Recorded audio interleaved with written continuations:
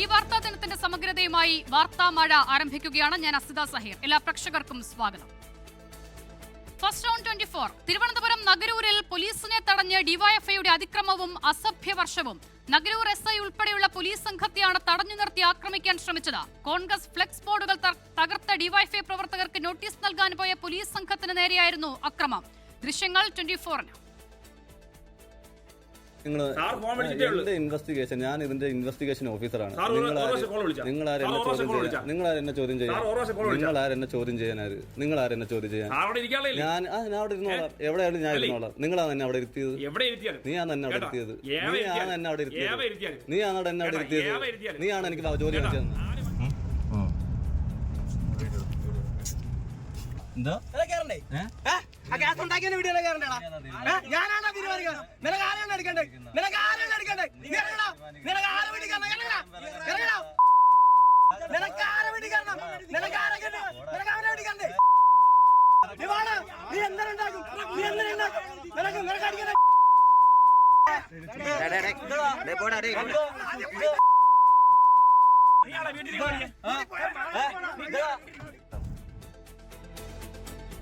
Jibin JB വിവരങ്ങൾ നൽകാനായി ചേരുകയാണ്. ജിബിൻ, പോലീസിന് നേരെ തട്ടിക്കയറുന്ന ഡിവൈഎഫ്ഐ പ്രവർത്തകരെയാണ് ദൃശ്യങ്ങളിൽ കാണുന്നത്. പോലീസിനും രക്ഷയില്ലേ? അസിത തന്നെയാണ്. കാരണം ഈ മന്ത്രി വീണ ജോർജിനെ ആക്രമിച്ച സംഭവവുമായി ബന്ധപ്പെട്ട് കഴിഞ്ഞ ദിവസം നഗരൂർ വെള്ളല്ലൂർ മേഖലയിൽ ഡിവൈഎഫ്ഐ പ്രതിഷേധ പ്രകടനം നടത്തിയിരുന്നു. ഈ പ്രതിഷേധ പ്രകടനത്തിനിടെ ആ പ്രദേശത്തെ കോൺഗ്രസിന്റെ ഫ്ലെക്സ് ബോർഡുകൾ വ്യാപകമായി നശിപ്പിച്ചിരുന്നു. ഇത് സംബന്ധിച്ചാണ് യൂത്ത് കോൺഗ്രസ് നഗരൂർ പോലീസിൽ പരാതി നൽകിയത്. തുടർന്ന് കണ്ടാലറിയാവുന്ന പ്രവർത്തകർക്കെതിരെ കേസെടുക്കുകയും ചെയ്തു. ഇതിന് പിന്നാലെയാണ് ഇന്ന് 3 ഡിവൈഎഫ്ഐ പ്രവർത്തകർക്ക് നോട്ടീസ് നൽകുന്നതിന് വേണ്ടി നഗരൂർ SIയുടെ നേതൃത്വത്തിലുള്ള പോലീസ് സംഘം വീടുകളിലേക്ക് എത്തിയത്. ഇതിൽ ആദ്യ 2 പേർക്ക് പോലീസ് നോട്ടീസ് നൽകിയിരുന്നു. പിന്നീട് ആ വീട്ടിൽ നിന്ന് 3ാമത്തെ ആളുടെ ഡിവൈഎഫ്ഐ പ്രവർത്തകന്റെ വീട്ടിലേക്ക് പോകുന്ന വഴിയാണ് ഡിവൈഎഫ്ഐ സംഘം പോലീസ് വാഹനം തടഞ്ഞു നിർത്തി പോലീസിനോട് തട്ടിക്കയറുകയും അസഭ്യം വിളിക്കുകയും ചെയ്യുന്നത്. ഈ ദൃശ്യങ്ങളാണ് ഇപ്പോൾ പുറത്തു വന്നിരിക്കുന്നത്. എന്തായാലും ഇതിന് പിന്നാലെ പോലീസ് ഇപ്പോൾ കണ്ടാലറിയാവുന്ന 6 ഡിവൈഎഫ്ഐ പ്രവർത്തകർക്കെതിരെ കേസെടുത്തിരിക്കുകയാണ്. പക്ഷേ ഈ പോലീസിനോട് റോഡ് മധ്യ വെച്ച് പോലീസ് സംഘത്തെ തടഞ്ഞു നിർത്തി പോലീസിനെ അസഭ്യം പറയുകയും ചെയ്ത ഡിവൈഎഫ്ഐ പ്രവർത്തകർ പിന്നാലെ ഇപ്പോൾ നഗരൂർ പോലീസ് സ്റ്റേഷനിലേക്ക് എത്തിക്കൊണ്ട് അവിടെ പ്രതിഷേധിക്കുകയാണ്. കാരണം ഇവർ പറയുന്നത് പോലീസ് ഡിവൈഎഫ്ഐ പ്രവർത്തകരോട് മോശമായി പെരുമാറിയെന്ന് ആരോപിച്ചുകൊണ്ട് പോലീസിനെതിരെ ഇപ്പോൾ ഡിവൈഎഫ്ഐ നഗരൂർ പോലീസിൽ തന്നെ പരാതി നൽകിയിരിക്കുകയാണ്. ഇവർ പറഞ്ഞതിന്റെ അടിസ്ഥാനത്തിൽ ഈ പോലീസ് വാഹനത്തിൽ ഉണ്ടായിരുന്ന SI ഉൾപ്പെടെ 2 പേർക്കെതിരെ കേസ് രജിസ്റ്റർ ചെയ്താൽ മാത്രമേ ഇവർ പിരിഞ്ഞു പോകുകയുള്ളൂ എന്നാണ് ഇപ്പോൾ ഡിവൈഎഫ്ഐ പറയുന്നത്. എന്തായാലും ഈ പ്രവർത്തകരെ നഗരൂർ പോലീസ് സ്റ്റേഷന് മുന്നിൽ തടിച്ചുകൂടിയ പ്രവർത്തകരെ അവിടെ നിന്ന് പിന്തിരിപ്പിക്കാനുള്ള ശ്രമം നേതാക്കളുടെ ഭാഗത്തു നിന്ന് തുടരുകയാണ്. എന്തായാലും ഒരു വലിയ രീതിയിലുള്ള ഒരു സംഭവമാണ്. കാരണം പോലീസ് ഈ ഒരു അക്രമ സംഭവവുമായി ബന്ധപ്പെട്ട് കോൺഗ്രസിന്റെ ഫ്ലെക്സ് ബോർഡുകൾ നശിപ്പിച്ചതുമായി ബന്ധപ്പെട്ട് നോട്ടീസ് നൽകുന്നതിന് വേണ്ടിയിട്ടാണ് പോലീസ് സംഘം ഇവരുടെ വീടുകളിലേക്ക് എത്തിയത്. ആ യാത്ര വഴിയിൽ തന്നെയാണ് പോലീസിനെ വഴിയിൽ തടഞ്ഞു നിർത്തുകയും യൂണിഫോമിൽ ഉണ്ടായിരുന്ന SI, അതായത് കേസുമായി ബന്ധപ്പെട്ട് നോട്ടീസ് നൽകാൻ എത്തിയ SI വഴിയിൽ തടഞ്ഞു നിർത്തി അസഭ്യം പറയുകയും ചെയ്യുന്ന ഒരു സാഹചര്യം ഉണ്ടായിരിക്കുന്നു. അസിത, ശരി. ജിബിൻ JB ആണ് വിവരങ്ങൾ നൽകിയത്.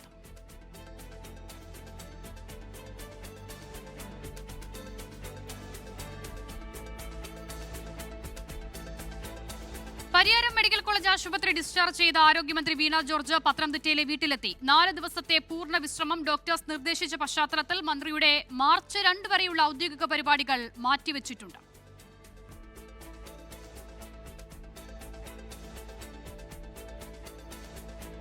ജിബിൻ JB വിവരങ്ങൾ നൽകാനായി തുടരുകയാണ്. ജിബിൻ, ആരോഗ്യമന്ത്രി എവിടെ എന്നത് സംബന്ധിച്ച വലിയ ചർച്ചകൾ കഴിഞ്ഞ മണിക്കൂറുകളിലൊക്കെ ഉണ്ടായിരുന്നു. ഇപ്പോൾ പത്തനംതിട്ടയിലെ വീട്ടിലേക്കാണോ മന്ത്രി എത്തിയിട്ടുള്ളത്? അസല അത് തന്നെയാണ്. കാരണം ഈ പരിയാരം മെഡിക്കൽ കോളേജിൽ നിന്ന് ഇന്ന് രാവിലെയോട് കൂടിയാണ് ആരോഗ്യവകുപ്പ് മന്ത്രി വീണ ജോർജ് ഡിസ്ചാർജ് ആയത്. സാധാരണഗതിയിൽ ഈ പരിയാരത്ത് നിന്ന് പത്തനംതിട്ടയിലെ മന്ത്രിയുടെ വീട്ടിലേക്ക് എത്താൻ ഒരു 6-7 മണിക്കൂർ മാത്രം മതി. പക്ഷേ ഈ ഉച്ചയോടുകൂടി എത്തേണ്ട മന്ത്രി ഇതുവരെയും വൈകുന്നേരം 7-8 മണി വരെ വീട്ടിലെത്തിയിരുന്നത്. ഇതിനിടെയാണ് KSU, കോൺഗ്രസ് ഉൾപ്പെടെയുള്ളവർ മന്ത്രി എവിടെയാണ് എന്ന തരത്തിൽ ആരോപിച്ചുകൊണ്ട് ഒരു പ്രതിഷേധം അല്ലെങ്കിൽ കളിയാക്കുന്ന രീതിയിലുള്ള പോസ്റ്റുകളുമായി ഒക്കെ തന്നെ രംഗത്തെത്തിയത്. പക്ഷേ ഇതിനിടെ മന്ത്രി തന്നെ മറ്റ് ആരോഗ്യ ചികിത്സയ്ക്കായി മറ്റെവിടെയെങ്കിലും പോയിട്ടുണ്ടോ എന്നുള്ള ഒരു സംശയമൊക്കെ ഉണ്ടായിരുന്നു. ഇതിന് പിന്നാലെയാണ് 8 മണിയോട് കൂടി ആരോഗ്യമന്ത്രി പത്തനംതിട്ടയിലെ വീട്ടിലേക്ക് തന്നെ എത്തിയിരിക്കുന്നത്. കാരണം ഈ പരിയാരം മെഡിക്കൽ കോളേജിൽ നിന്ന് ഡിസ്ചാർജ് ചെയ്യുന്ന സമയത്ത് മന്ത്രിക്ക് 4 ദിവസത്തേക്ക് പൂർണ്ണ വിശ്രമം ഏർപ്പെടുത്തിയിരുന്നു. കാരണം കഴുത്തിന് വേദനയുണ്ട്. അതുകൊണ്ട് തന്നെ 4 ദിവസത്തെ പൂർണ്ണ വിശ്രമമാണ് ഡോക്ടർമാർ നിർദ്ദേശിച്ചിരുന്നത്. ഇതിൽ പ്രകാരം മാർച്ച് 2 വരെയുള്ള മന്ത്രിയുടെ ഔദ്യോഗിക പരിപാടികളെല്ലാം തന്നെ മാറ്റിവെച്ചതായി മന്ത്രിയുടെ ഓഫീസിൽ നിന്ന് ഔദ്യോഗികമായി വാർത്താക്കുറിപ്പും പുറത്തു വന്നിരുന്നു. ഇതിന് പിന്നാലെയാണ് 8 മണിയോടുകൂടി മന്ത്രി വീട്ടിലെത്തിയ വിവരം പുറത്തു വരികയും ചെയ്തിട്ടുള്ളത്. എന്തായാലും ഈ ആരോഗ്യവകുപ്പ് മന്ത്രി പരിയാരം മെഡിക്കൽ കോളേജ് കോളേജിൽ നിന്ന് ഡിസ്ചാർജ് ആവുന്ന സമയത്ത് തിരുവനന്തപുരം മെഡിക്കൽ കോളേജിലേക്കാണ് റെഫർ ചെയ്തിരുന്നത്. പക്ഷേ മന്ത്രി മെഡിക്കൽ കോളേജിലേക്ക് എത്തിയിരുന്നില്ല. നമുക്ക് അന്വേഷണങ്ങൾ മനസ്സിലാക്കാൻ സാധിക്കുന്നത് തിരുവനന്തപുരം മെഡിക്കൽ കോളേജിൽ നിന്നുള്ള ഡോക്ടർമാരുടെ സംഘം മന്ത്രിക്ക് നൽകിയിരിക്കുന്ന നിർദ്ദേശപ്രകാരമുള്ള ചികിത്സകളും മരുന്നുകളുമാണ് മന്ത്രി ഇപ്പോൾ എടുത്തുകൊണ്ടിരിക്കുന്നത്. അതിൽ പ്രകാരം വീട്ടിൽ ഈ 4 ദിവസത്തേക്ക് പൂർണ്ണ വിശ്രമത്തിലായിരിക്കും മന്ത്രി എന്നുള്ള വിവരമാണ് ഇപ്പോൾ പുറത്തു വരുന്നത്. അസിത, ശരി. ആരോഗ്യമന്ത്രി വീണ ജോർജ് തിരുവനന്തപുരം മെഡിക്കൽ കോളേജിലേക്ക് എത്തിയില്ല, പകരം വീട്ടിലാണ്, പത്തനംതിട്ടയിലെ വീട്ടിലാണ് മന്ത്രി ഇനി വിശ്രമത്തിലുള്ളത്. മാർച്ച് 2 വരെയുള്ള മന്ത്രിയുടെ ഔദ്യോഗിക പരിപാടികൾ മാറ്റിവെക്കുകയും ചെയ്തിട്ടുണ്ട്. ജിബിൻ ജെബിയാണ് വിവരങ്ങൾ നൽകിയത്. മറ്റൊരു വാർത്തയിലേക്ക്. പോക്സോ കേസിൽ അധ്യാപകനെ വെറുതെ വിട്ടു. കോഴിക്കോട് ബാലുശ്ശേരി കിനാലൂർ സ്വദേശിയും പൂവമ്പായി ഹൈസ്കൂൾ അധ്യാപകനുമായ ഷാനവാസിനെയാണ് കൊയിലാണ്ടി പ്രത്യേക പോക്സോ കോടതി വെറുതെ വിട്ടത്. അജി കുഞ്ഞുമോൻ കോഴിക്കോട് നിന്ന് ചേരുകയാണ്. അജി, എന്താണ് ഈ പ്രതിയെ വെറുതെ വിടുന്നതിന് ആധാരമായ സംഭവം? ശരി, കിനാലൂർ സ്വദേശിയായ ഹൈസ്കൂൾ അധ്യാപകനായ ഷാനവാസിനെയാണ് 2023 നവംബർ മാസം നടന്ന ഒരു കേസുമായി ബന്ധപ്പെട്ട പോക്സോ കേസുമായി ബന്ധപ്പെട്ട് ഇപ്പോൾ വെറുതെ വിട്ടിരിക്കുന്നത്. ഈ കേസുമായി ബന്ധപ്പെട്ട് പ്രോസിക്യൂഷൻ കുറ്റപത്രം സമർപ്പിക്കുകയും വിചാരണ ആരംഭിക്കുകയും ചെയ്തിരുന്നു. വിചാരണയ്ക്കിടെ പ്രോസിക്യൂഷൻ 8 സാക്ഷികളെ വിസ്തരിക്കുകയും 16 രേഖകൾ തെളിവായി കോടതിയിൽ ഹാജരാക്കുകയും ചെയ്തിരുന്നു. എന്നാൽ ഹാജരാക്കിയ മൊഴികളും രേഖകളും പ്രതിക്കെതിരെയുള്ള കുറ്റം സംശയാസ്പദമായി തെളിയിക്കാൻ മതിയാവില്ല എന്ന കോടതി വാദത്തിനിടെ നിരീക്ഷിച്ചിരുന്നു. സാക്ഷിമൊഴികളിലെ വൈരുദ്ധ്യങ്ങളും സംഭവ സന്ദർഭത്തെ പിന്തുണയ്ക്കുന്ന ഉറച്ച തെളിവുകളുടെ അഭാവവും കോടതി പ്രത്യേകം പരിഗണിച്ചു എന്നാണ് വിധിന്യായത്തിൽ വ്യക്തമാക്കുന്നത്. ഇതിന്റെ അടിസ്ഥാനത്തിലാണ് പ്രതിയെ കുറ്റക്കാരനല്ലെന്ന് കണ്ടെത്തി വെറുതെ വിട്ട് കോടതി ഉത്തരവിടുന്നത്. പ്രതിക്ക് വേണ്ടി അഡ്വക്കേറ്റ് KP ഫിലിപ്പാണ് കോടതിയിൽ ഹാജരായത്. കേസിന്റെ എല്ലാ ഘട്ടങ്ങളിലും വിലയിരുത്തിയ ശേഷമാണ് വിധി പ്രസ്താവിച്ചതെന്നും നിയമപരമായ മാനദണ്ഡങ്ങൾ കൃത്യമായി പാലിച്ചാണ് ഈ തീരുമാനം എടുത്തത് എന്നാണ് കോടതിയുടെ നിരീക്ഷണം. വിധി പുറത്തു വന്നതോടെ പ്രതിഭാഗം വലിയ തരത്തിലുള്ള പ്രതിഭാഗത്തിന്റെ ഭാഗത്തു നിന്നും ആശ്വാസം ഉള്ളപ്പോഴും പക്ഷേ പ്രോസിക്യൂഷൻ വിധിയുടെ പകർപ്പ് ലഭിച്ചതിന് ശേഷം തുടർ നടപടികൾ മേൽക്കോടതിയിൽ സമീപിക്കാൻ വേണ്ടിയാണ് നിലവിൽ നീക്കം നടത്തുന്നത്. അജി കുഞ്ഞുമോനാണ് വിവരങ്ങൾ നൽകിയത് കോഴിക്കോട് നിന്ന്. ആറ്റുകാൽ പൊങ്കാലയ്ക്ക് എത്തുന്നവർക്ക് ആവശ്യമായ എല്ലാ സൗകര്യങ്ങളും ഒരുക്കണമെന്ന് ആഹ്വാനം ചെയ്ത പാളയം ഇമാം VP സുഹൈബ് മൗലവി ഇത് സ്നേഹത്തിന്റെയും സാഹോദര്യത്തിന്റെയും ആവിഷ്കാരത്തിനുള്ള സമയമാണെന്നും ഇമാം ഓർമ്മിപ്പിച്ചു. ാണ് ഏതാനും ദിവസങ്ങൾക്കകം വരുന്നത്. വേറൊരു വിശ്വാസവുമായി ബന്ധപ്പെട്ടതാകയാൽ അതിൻ്റെ ആചാരങ്ങളിലും ചടങ്ങുകളിലും നമ്മൾ പങ്കാളികളല്ല. പക്ഷേ കുറേ സഹോദരിമാരും കുട്ടികളും തിരുവനന്തപുരം നഗരത്തിലേക്ക് അതിഥികളായിട്ട് എത്തുന്ന സന്ദർഭമാണ്. അവരുടെ ഏറ്റവും നല്ല ആതിഥേയരായിട്ട് മാറാൻ നമുക്ക് സാധ്യമാവണം. നമ്മുടെ മസ്ജിദുകളും വീടുകളുമെല്ലാം അവരുടെ മുമ്പിൽ പൂർണ്ണമായും തുറക്കപ്പെടുന്ന ഒരു സാഹചര്യം തീർച്ചയായും ഉണ്ടാവേണ്ടതുണ്ട്. സ്നേഹവും സാഹോദര്യവും. ജിബിൻ JB തിരുവനന്തപുരത്ത് നിന്ന് ചേരുകയാണ്. ജിബിൻ, മതസൗഹാർദ്ദത്തിനപ്പുറം മാനവികതയുടെ വലിയ സന്ദേശം കൂടിയാണ് ഇമാം പങ്കുവെക്കുന്നത്, അല്ലേ? അത് തന്നെയാണ്. കാരണം ഈ ആറ്റുകാൽ പൊങ്കാലയുമായി ബന്ധപ്പെട്ട് ഏറ്റവും അധികം ഭക്തജനങ്ങൾ ഇങ്ങോട്ടേക്ക് എത്തുന്ന സമയത്ത് അവർക്ക് വേണ്ട ആവശ്യങ്ങൾ അല്ലെങ്കിൽ ക്രമീകരണങ്ങൾ ഏറ്റവും അധികം ഒരുക്കി കൊടുക്കുന്നത് ഒന്ന് ഈ പാളയം പള്ളി, അതുപോലുള്ള മസ്ജിദുകൾ, മറ്റൊന്ന് ഈ പാളയത്ത് തന്നെയുള്ള ക്രിസ്തീയ ദേവാലയങ്ങളാണ്. അതായത് ഇവിടെ ഒരു മത സൗഹാർദ്ദത്തിന്റെ മാതൃക തന്നെ കാട്ടിക്കൊടുക്കുന്ന അല്ലെങ്കിൽ പുറം ലോകത്തേക്ക് എത്തിക്കുന്ന കുറച്ച് ദിവസങ്ങളാണ് ഈ ആറ്റുകാൽ പൊങ്കാലയുമായി ബന്ധപ്പെട്ടുള്ള ദിവസങ്ങൾ.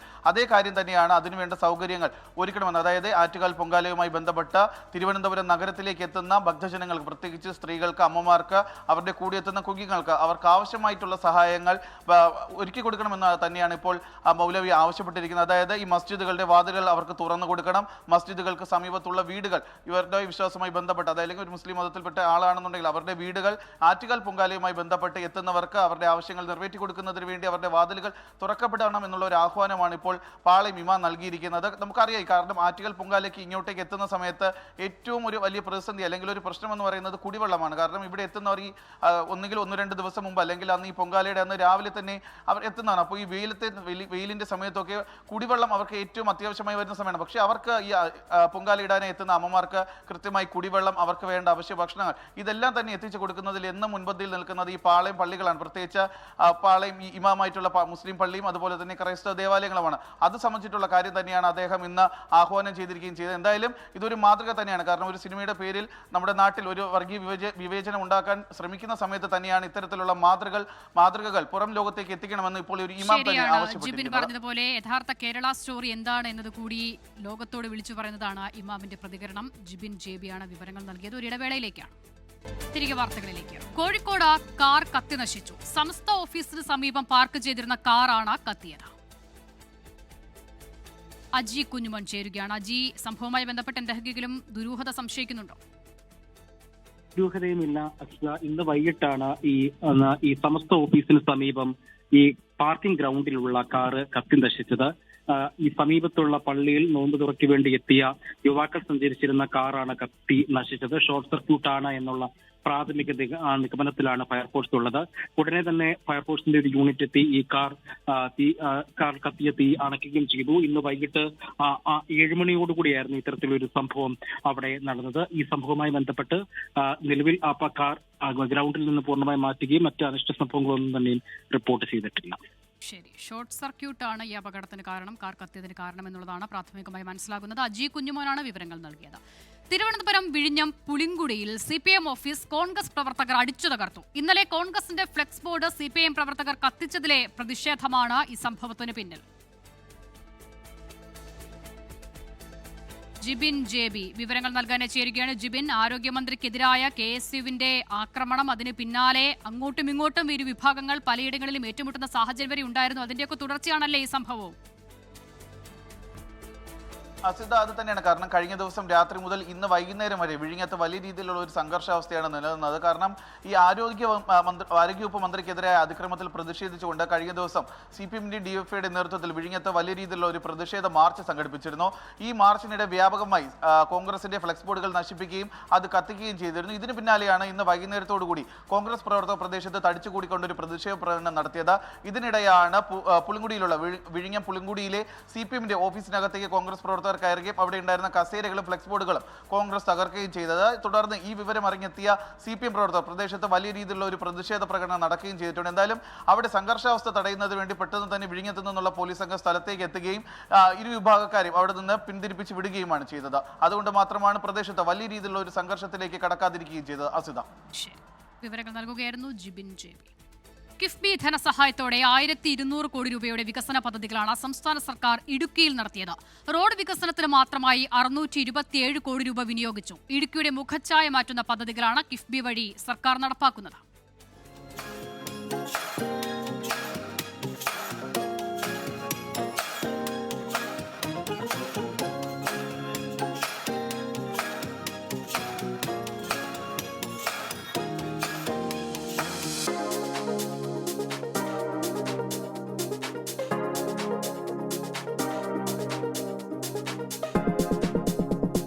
കുട്ടിക്കാനം മുതൽ കട്ടപ്പന വരെയുള്ള 40 കിലോമീറ്റർ ദൂരം അന്താരാഷ്ട്ര നിലവാരത്തിലാണ് കിഫ്ബിയുടെ സഹായത്തോടെ പണി പൂർത്തീകരിച്ചിട്ടുള്ളത്. രാജ്യത്തിന് തന്നെ മാതൃകയാക്കാവുന്ന ഹിൽ ഹൈവേ. രാജ്യശ്രദ്ധ ആകർഷിക്കുന്ന വിധത്തിൽ ഇടുക്കിയിലെ മലയോര റോഡുകൾ നവീകരിച്ചതിൽ കിഫ്ബിയുടെ പങ്ക് ചെറുതല്ല.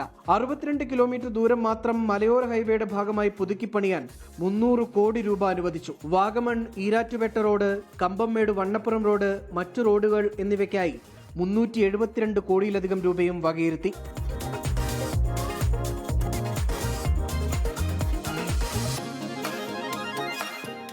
ഏറ്റവും പ്രധാനപ്പെട്ടത് റോഡ് നവീകരണ രംഗത്ത് ഏകദേശം 650 കോടി രൂപയിലേറെ ഇടുക്കിയുടെ പ്രധാനപ്പെട്ട റോഡുകൾ BMVC നിലവാരത്തിലേക്ക് കൊണ്ടുവരുന്നതിനായിട്ട് സാധിക്കത്തക്ക പ്രവർത്തികൾ പൂർത്തീകരിക്കുകയും നടന്നു വരികയും ചെയ്യുന്നു എന്നുള്ളതാണ് കാണാൻ കഴിയേണ്ട ഒരു കാര്യം. വിദ്യാഭ്യാസ മേഖലയിലും വിപ്ലവകരമായ മാറ്റം സംസ്ഥാന സർക്കാരിന് കിഫ്ബിയിലൂടെ ഇടുക്കിയിൽ നടത്താൻ സാധിച്ചു. 21 സ്കൂളുകൾക്ക് കെട്ടിടം നിർമ്മിക്കാനായി മാത്രം 58 കോടി രൂപ. ഉന്നത വിദ്യാഭ്യാസ മേഖലയിലെ അടിസ്ഥാന വികസന സൗകര്യങ്ങൾക്കായി 29 കോടിയോളം രൂപയും ചെലവഴിച്ചു. അതോടൊപ്പം സ്കൂളുകൾ നവീകരണ രംഗത്ത് ഏകദേശം 60 കോടി രൂപയോളം ഗവൺമെൻറ് സ്കൂളുകൾ നല്ല നിലയിൽ പ്രവർത്തിച്ചു പോകുന്നതിന് വേണ്ടിയിട്ടുള്ള സൗകര്യങ്ങൾ ചെയ്യാനായിട്ട് കഴിഞ്ഞു. ഗവൺമെൻറ് ആശുപത്രികൾ അതിൻ്റെ നവീകരണവുമായി ബന്ധപ്പെട്ട് മെഡിക്കൽ കോളേജ് വരെ എത്തി നിൽക്കുന്ന സ്ഥിതി എടുത്ത് പരിശോധിക്കുമ്പോൾ ഏകദേശം 105 കോടി രൂപയിലേറെ ഇടുക്കിയിൽ പ്രയോജനപ്പെടുത്താനായിട്ട് കഴിഞ്ഞു എന്നുള്ളതും കാണാൻ കഴിയുന്നുണ്ട്. നെടുങ്കണ്ടം, അടിമാലി, പീരുമേട് എന്നീ താലൂക്ക് ആശുപത്രികളുടെ വികസനത്തിനായി 105.4 കോടി രൂപയാണ് ഇതുവരെ അനുവദിച്ചത്. കായിക രംഗത്തെ മാറ്റത്തിനായി 42 കോടി രൂപ ചെലവിൽ 2 പുതിയ സ്റ്റേഡിയങ്ങൾ നിർമ്മിച്ചു. കുടിവെള്ള വിതരണത്തിനും വിവിധ വകുപ്പുകളുടെ അടിസ്ഥാന സൗകര്യത്തിനുമായി 289 കോടി കിഫ്ബി വഴി സർക്കാർ നൽകി. കിഫ്ബിയുടെ സഹായത്തോടെ സംസ്ഥാന സർക്കാർ ചെലവഴിച്ച 1200 കോടി രൂപ ഇടുക്കിയെ കൂടുതൽ മിടുക്കിയാക്കുന്ന പദ്ധതികൾക്ക് വേണ്ടിയായിരുന്നു. രാഹുൽ വിജയൻ, 24 ഇടുക്കി.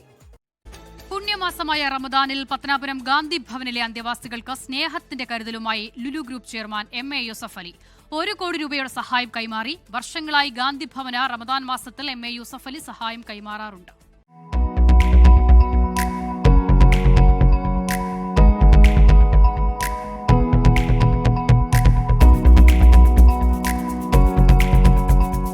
ഗാന്ധി ഭവനിലെ അന്തേവാസികളുടെ ക്ഷേമത്തിനും ചികിത്സയ്ക്കുമായാണ് Lulu group chairman MA Yusuf Ali 1 കോടി രൂപ കൈമാറിയത്. 12 കോടിയുടെ സഹായമാണ് ഇതുവരെ ഗാന്ധി ഭവന് MA യൂസഫ് അലി നൽകിയത്.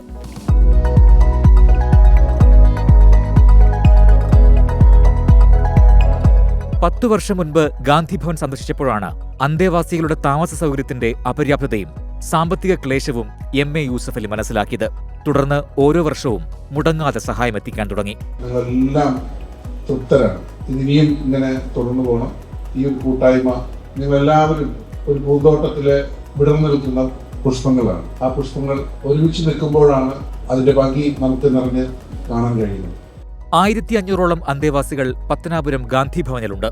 രോഗബാധിതരായവരും മാനസിക വെല്ലുവിളി നേരിടുന്നവരും വയോധികരുമാണ് ഏറെയും. ഭക്ഷണം, മരുന്ന്, ചികിത്സ തുടങ്ങിയ ആവശ്യങ്ങൾക്കായി പ്രതിദിനം 3 ലക്ഷം രൂപയുടെ ചെലവാണ് ഗാന്ധി ഭവനുള്ളത്. എല്ലാ വർഷവും നമ്മുടെ ഗാന്ധി ഭവന് ഈ റംദാൻ ടൈമിൽ 1 കോടി രൂപ കൊടുക്കുന്നുണ്ട്. അത് ഇവിടെയുള്ള അച്ഛനമ്മമാരുടെ മരുന്നിനും അവരുടെ ആഹാരത്തിനും വേണ്ടിയിട്ടാണ് അത് കൊടുക്കുന്നത്.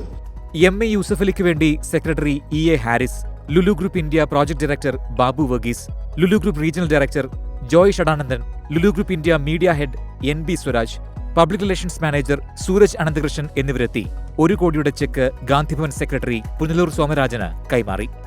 News desk 24.